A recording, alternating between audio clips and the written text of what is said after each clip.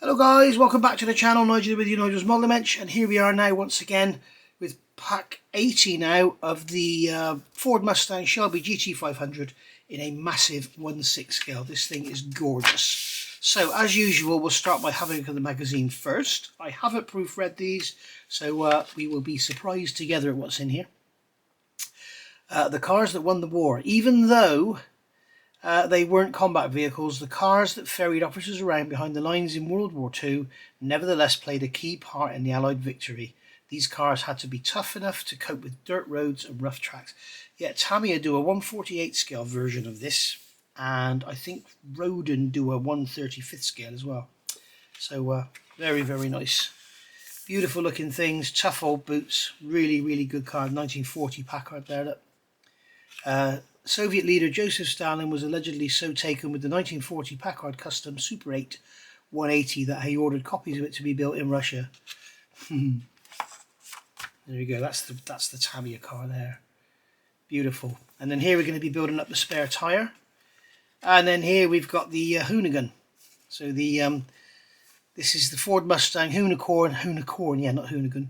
Is a unique specimen that preserves only the Mustang's body shape, made of fibre instead of steel. Yeah, it's absolutely gorgeous. There is currently a video by Vaughan Gitton going around about the story of how this thing was built, so it's very interesting to go and see. What a car it was. So sad that he's gone, so sad. I was absolutely gutted when I heard. So yeah, amazing car. You'll have to, there's lots of videos of it on YouTube. Go have a look, just put in Hoonicorn or Ken Block Mustang, whatever. And you'll see images of this thing sliding backwards with the wheels spinning forwards. Yes, all four of them, because it was four-wheel drive. And there it is. And there's Ken Block sitting under a tree after his abandonment of the 2020 Rally Mexico, in which he drove a Ford Escort Cosworth. Yeah, he was an absolute awesome driver. Absolutely amazing. And there's the truck there. Absolutely gorgeous. Right, so what are we going to do in here then? We have got to put our spare tyre together, and we've done this before. So you've seen this on countless occasions, but we'll do it again. Rather than just switch the camera off, we'll do it again. Dottie's come to have a look because she's heard a bag rustling. And normally that means treats. On this occasion, Dottie, I'm afraid it doesn't. It's treats for me, not treats for you. So we've done this before. Okay, so all you're going to do is basically take one of these. Notice it's got these holes in it here. See, I'm going to put the light on actually because we finished with the magazine. You can see it's got holes in it there. Okay, and that's where these bits here are going to clip into. So I'm going to force this into here. It takes some effort. If you're a youngster doing this, or you have issues with your fingers, hands, whatever, go find somebody with stronger hands to do it, or perhaps warm the tyre up with a hairdryer. Some people say dip it in warm water. The trouble is then I don't know how you would get it dry enough that you'd have all the water out of it. But there we go. So that's going to go in like that. Okay, and then we can get this one to go in as well. It will go in, it just takes a lot of work, a lot of effort. It's not really a lot of work as such, but it will go in there. You watch. Keep on squeezing, pull the tyre out so it starts to envelop the plastic piece, and then that will go in.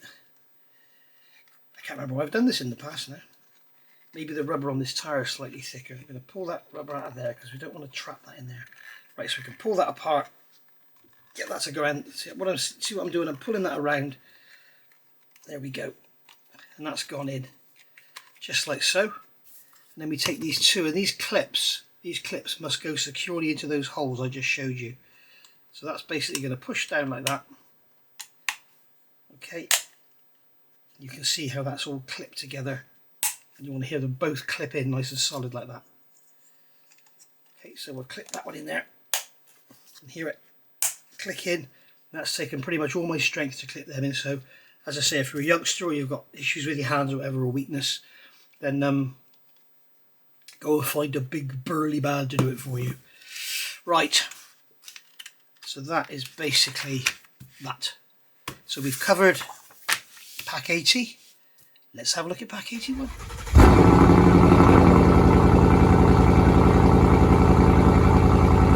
You've just heard my Mustang, and there's a GT350R, which is, yeah, it's got the same body as a Mustang. That's about it, I think. So yeah, GT350 and the GT350R, absolutely awesome cars. Beautiful, beautiful cars. And our tuning options are 430, 525 and 624 horsepower. So yeah, absolutely gorgeous. And you can see there's a GT350R there. Beautiful, beautiful carbon fibre wheels and everything. Big carbon fibre ducktail on it. Absolutely awesome. And then here we're going to start building the wheel up. And then we've got Ford Escort Cosworth, a winner but not a champion. Although it run races of all kinds, the Ford Escort RX Cosworth failed to become the World Rally Champion, either competing in Group A or in its evolution to WRC. Beautiful, beautiful car. Ken Block had one of these as well. There we go. Gianfranco Cunico and his co-driver Stefano Evangelisti celebrate victory in the 1993 San Remo Rally. There we are. Beautiful, beautiful car. Lovely. Right, let's have a look at this magazine. Sorry, I left the light on for that, didn't I? You might have been completely glared out during that. So, pack 80. We will get the parts out. So we again, these parts are metal. So we have a wheel. We have a wheel rear. We have some screws here, which are metal screws. So you can see they're D, which is die cast, okay, rather than the other screws we had here, which were P, which is plastic. So they have a proper machined thread on them. So I am going to be doing some tapping, and they are M2.3. And then in here we have a little valve. Okay, now this little valve is going to pop into this wheel like this. Okay, I thoroughly recommend, although DeAgostini don't say as such, I thoroughly recommend you actually glue it in. Okay, because even with the wheel on, as you can see, I can push that valve. Back, and if I tip it sideways, it'll probably come right out. So I like to glue them in so that they don't get pushed back. Okay, so what I'm going to do is just grab a drop of super glue, and this is the clear. I'm going to put it in a Pringles lid. That's a dirty old tray. One I've been using a lot. Just a tiny little drop. This is the VMS Flexi 5K CA, available from Brooks Models in the UK. Or your local model supplier, wherever you are in the world. I think VMS is pretty much available worldwide now. And I'm going to put this on the back end of this valve. Okay, just a little drop, just to stop it being pushed out.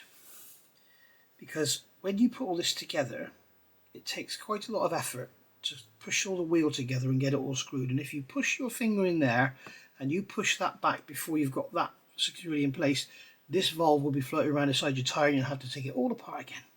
Okay, now then, this is designed so that these screws will screw into these holes. I've talked about this on countless occasions. What I'm going to do is, rather than just graunch them in, I'm going to cut a thread.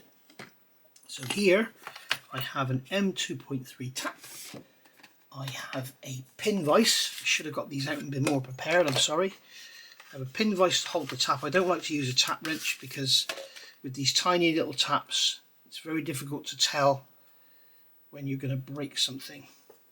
Okay, so we're going to go into this hole here, hold the tap nice and square, in a turn, back a half, in a turn, back a half. If you don't do the back bit, you'll just break off the, you won't break off the swarf. So come back like that. There we go. And then repeat that for the other 4 holes. Alright, so we've got all our threads tapped. Now I want to show you something on here. You can see that we have 5 holes and we have 2 tabs. You can see there's a tab there and there's a tab there. So those 2 tabs are going to go into these slots in this wheel liner. Okay. You've also got 2 tabs on this one, but because there's an uneven number of holes here, you need to make sure it's the right way round. So when I actually come to assemble it, it's going to be easier to show you this now. What I need to do is make sure those tabs line up. So if I have these tabs lined up here, as you can see, one there, the screw holes don't line up. So what I need to do is go to the other one, and as you can see, with the screw holes lined up, the tabs also line up. Okay. So we're going to look at the tyre and see if we have a good and a bad side. This side looks a little bit better than the other side, but the other side is absolutely perfect. Okay, or absolutely fine, should I say. Okay, and you can hear those tabs engage, and when you look inside the wheel, you can see them engage. Now, you need to make sure they are engaged. Even though you think they're in, you need to visually see that they're in. And I'm going to hold this wheel. This is where I glue this valve, because I've got to hold all this and keep pressing it and everything. And that's when you're going to get your valve in the wrong position, get your valve pushed through. So now what I'm doing, looking here, we've got a screw hole here, and there's the tab. We have a screw hole here, and there's the tab. So I'm going to line that up. So I'm going to line that tab up and line those screw holes up with it this way around, like so. Okay. And then we're going to grab all of that and push it together. So what I can do now is come in with a screw and just go in a couple of turns, and then I'm going to come to the opposite side of the wheel, pull it together. Now you can see it's gone a little bit out of line, so I need to pull it back into line. There we go. This is what I'm saying about making sure these tabs are engaged. This is probably the most difficult part of the build so far. Doing this, it's I thoroughly recommend cutting those threads if you can. Those taps cost pennies, and they're pretty much the same size threads on all the models. And I also want to take this opportunity to say DeAgostini are brilliant in this respect.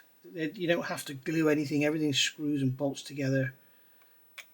You know, I only glue that valve in because I think it gives it an extra bit of security.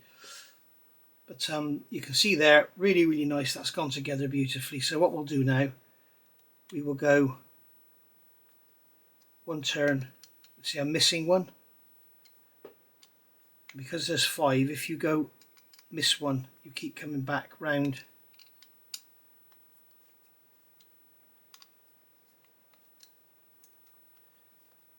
Notice I'm doing this evenly. Okay, you want to just have a quick look, make sure you can see now the gap there is bigger than the gap up there, so you want to make sure that this one is pulled down. We keep the wheel nice and square.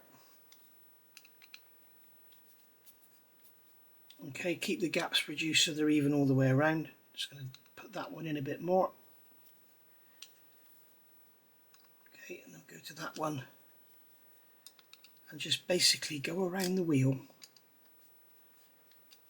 keeping it all even.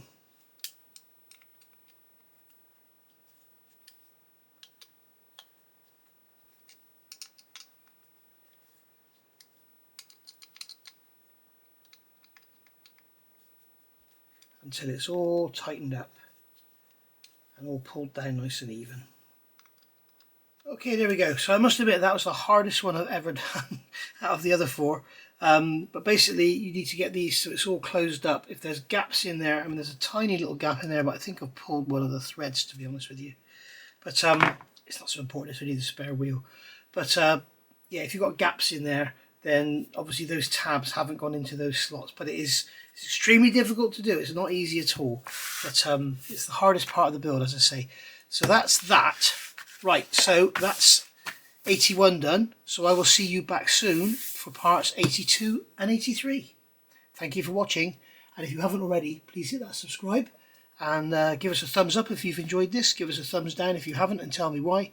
And if you want to see more of my stuff, then hit the notifications bell, click all, and you will be told of when I put a video out, which is pretty much every day. Thank you for watching. Bye for now.